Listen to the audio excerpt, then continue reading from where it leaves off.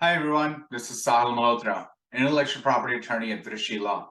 Today I will talk to you about ornamental refusals. What are they, when to expect them, and most importantly, how to avoid them. What is an ornamental refusal? Generally, a refusal is something an applicant receives from the court in the form of a decision, or more commonly from the United States Patent and Trademark Office, initially in the form of an office action. As discussed in a prior episode, an office action is a type of communication that an applicant will receive during the trademark application process from the examining attorney if it is determined that your application is not ready to move forward yet. When an applicant receives an ornamental refusal in an office action from the USPTO, what does it mean? In general, a mark is deemed merely ornamental if it is only decorative and does not identify the source in a manner that the applicant's goods or services are distinguishable from others. The consumer perception of the mark is the main factor in determining if the mark is decorative. For example, if a company whose logo was an alligator and the specimen they provided in their application included a t-shirt with a giant alligator plastered all over that t-shirt, it wouldn't really indicate to the consumer as to who is the manufacturer of the t-shirt. The alligator would be exactly just that, a giant alligator displayed in a decorative manner on a t-shirt.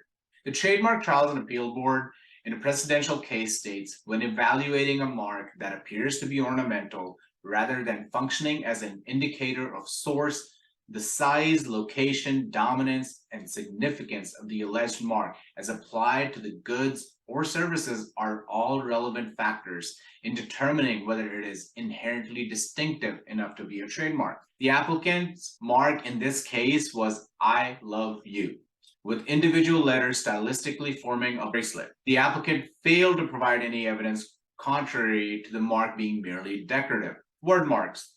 A word mark is ornamental if it is trying to convey a message rather than indicate the source of the goods or services.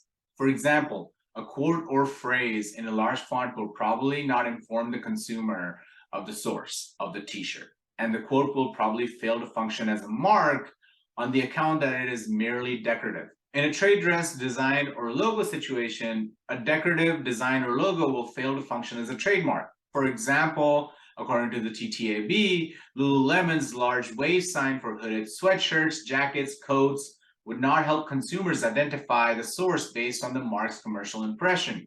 Additionally, you can look at my example of the alligators all over the t-shirt. In almost any scenario where a design mark is displayed in almost comically large manner on the goods and services associated with the applicant, the mark will fail to function on the account that it will be deemed merely decorative. How to avoid an ornamental refusal during the trademark application process.